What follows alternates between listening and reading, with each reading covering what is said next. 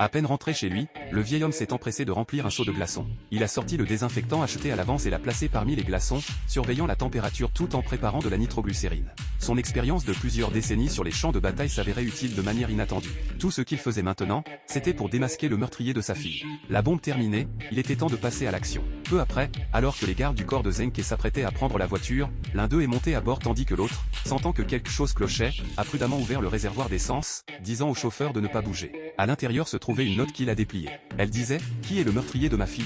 En réalité, Oncle Long n'avait jamais eu l'intention de faire exploser le réservoir. Il voulait juste montrer à Zenke qu'il pouvait le tuer à tout moment. À court d'options, Zenke a décidé de retourner temporairement dans sa ville natale, où une armée lourdement armée le protégeait. Il pensait pouvoir dormir sur ses deux oreilles, mais Oncle Long avait déjà localisé sa villa. Oncle Long a conduit jusqu'à la jungle près du domaine, couvrant sa voiture de branchage et effaçant ses traces. Cette nuit-là, il s'est faufilé dans les écuries du domaine avec des explosifs, éliminant au passage 2 sentinelles qu'il a ligotés et jetés dans une zone sûre. Alors que le compte à rebours atteignait 0, une énorme boule de feu a jailli des écuries. Entendant l'explosion, Zenke s'est précipité hors de la villa, comprenant qu'il s'agissait d'un autre avertissement d'Oncle Long. Furieux, Zenke a envoyé des hommes ratisser la jungle à la recherche d'Oncle Long. Grâce à ces recherches systématiques, ils ont rapidement trouvé sa piste.